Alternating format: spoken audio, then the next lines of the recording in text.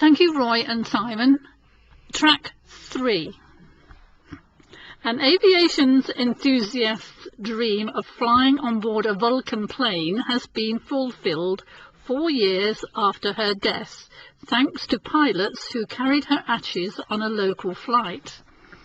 Eileen Chambers from Rushden was known as Little Miss Vulcan for her knowledge and fondness of the strategic bomber. Despite working for the RAF Air Museum in Hendon and having an extensive knowledge of many wartime planes, it was the Vulcan that she dreamed of boarding. When she died in 2006, aged 74, her daughter Jackie Meads decided to do her best to get her mum on a flight that she had so often dreamed about. Mrs. Meads said she loved planes and planes formed a big part of her life. As a child, she would stay at her aunt's house to which the bombers arrived in Chelveston. Mrs. Meads said she loved planes and planes formed a big part of her life. As a child, she would stay at her aunt's house to watch the bombers arrive in Chelveston. She was at Alfred Street School in Rushden when it was bombed and attended the reunions as she lost a lot of her friends that day.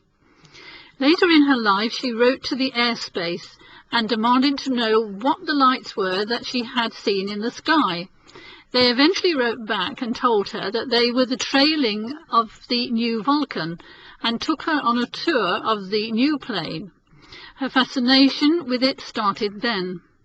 When she moved to London, she found a job at the RAF Air Museum and had such a vast knowledge of planes that it was always her who took round the high-profile visitors, including the Queen Mother.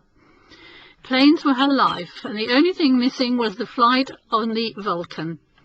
After a lot of struggling through bureaucracy and paperwork, and pilots who didn't want to fly with ashes, she was finally given the go-ahead to fly. Eileen's ashes were taken on board the XH-558, a recently restored aircraft and one of the few remaining Vulcans which is able to take flight. Pilot Martin Withers, who flew them to an air show at Southend on Saturday.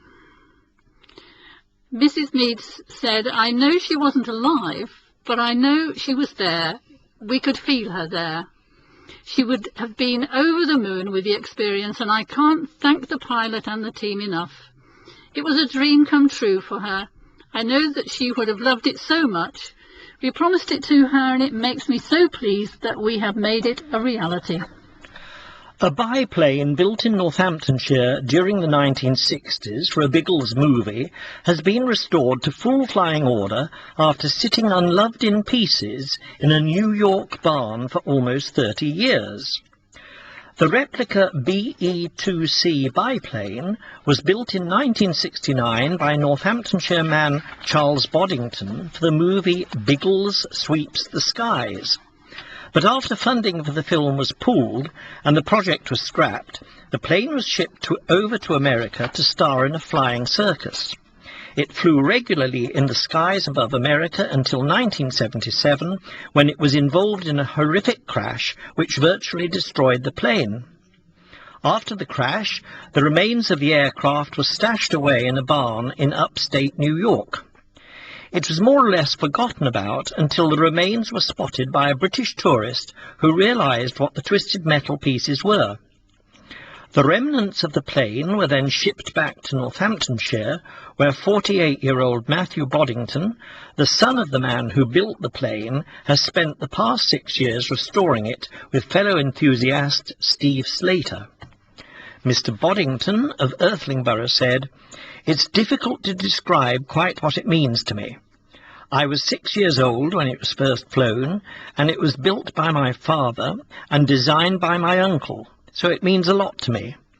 I grew up with one of its wing struts on my bedroom wall, and I always wondered what had happened to it, so I'm delighted to see it as it is now." The remains of the plane were brought back from America in 2005, and it was originally hoped the restoration project would take 2 years, but in the end it took 6 years to complete. The plane is now the only one of its kind in the Northern Hemisphere. After completing the project, the restoration team has carried out a number of test flights at Sywell in the past few weeks. It was hoped to get the plane up in the air for its first public flight this week, but strong winds prevented takeoff.